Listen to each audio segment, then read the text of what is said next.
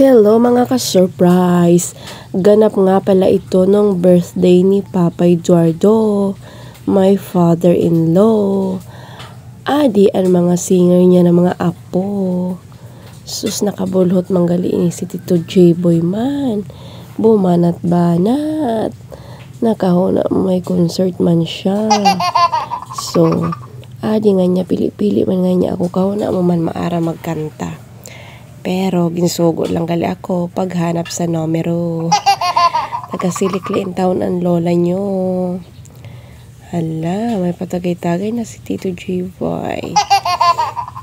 So, amo na nga ni po ini mga ka-surprise. Busy na ang kaapuhan.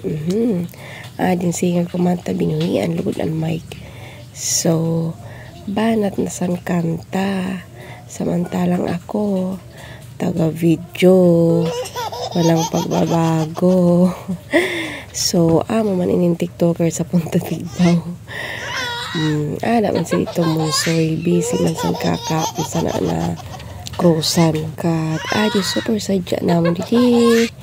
San birthday ni Papay. Ada man si Happy Loves. Pasikat man sa kaagi-agi. Ikaw na mo artista.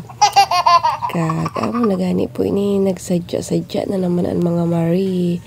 Adi naman si Tita Nikki. Nagapasimple san ino.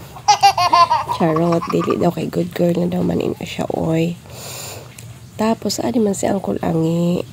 Matibayon magkanta. Karibok man sani man ni Tito Monsoy. Katatabla kayo.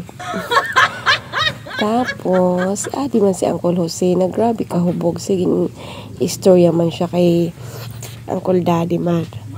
San iya man mga ginabatyagan ang tiyan. Kag si Auntie Badang nagapaturog man kan mat-mat. Kag si Mama Linda ay hubog na ina. Pili lang ini siya niyan. Kung sa kamang ukhaang. Ay ambot sa imo Mama Linda. So adi man ang singer sa punta. Naguruganda si Auntie Badang na.